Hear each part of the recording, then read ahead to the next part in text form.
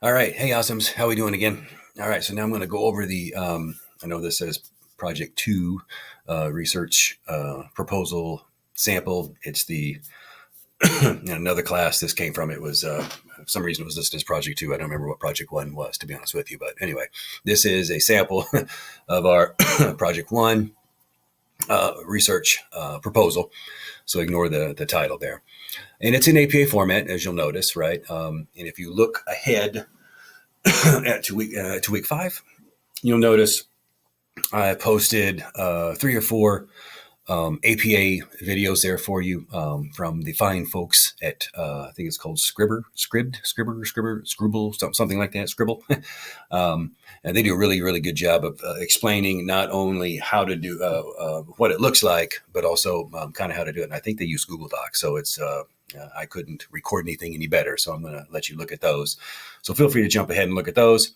But So you've got the page number in the upper right, title, your name, all that gobbledygook, my name, the date. I went ahead and put February 5th, 2023, and it's whatever date. And I recall from the Project 1 research proposal overview video, we have the 3 major sections. Introduction, of course, this one he did a background section as well.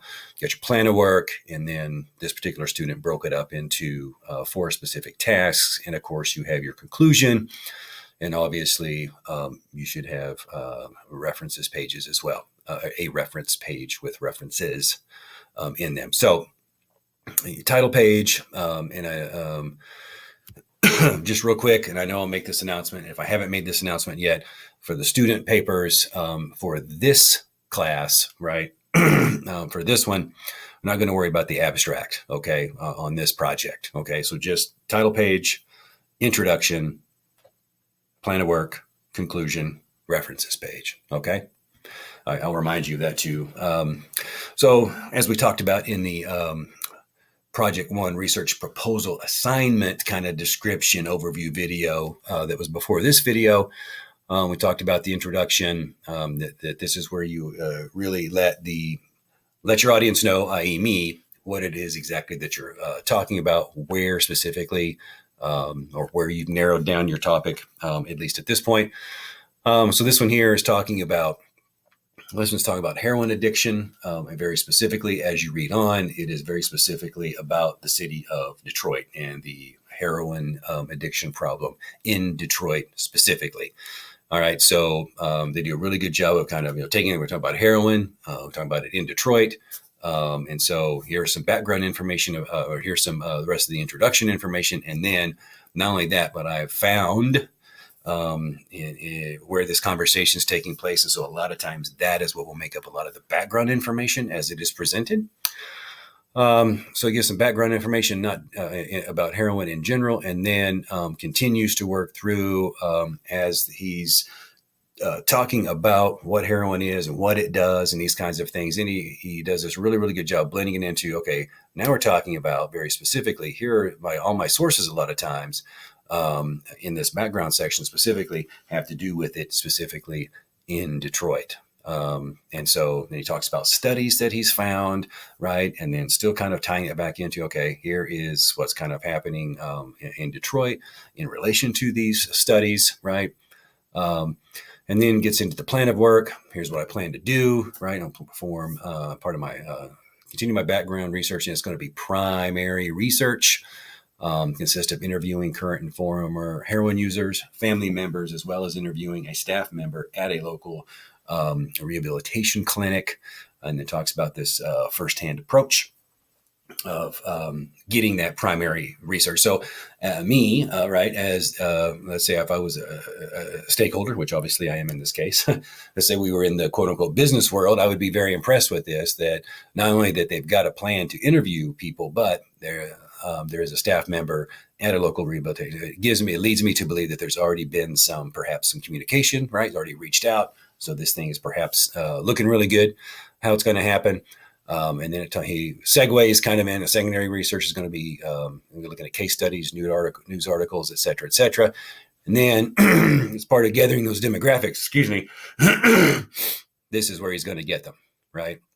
He's going to look very specifically at information related to age, income, education, race, marital status, and zip code, right? Trying to keep it within that field, right, of Detroit in his case.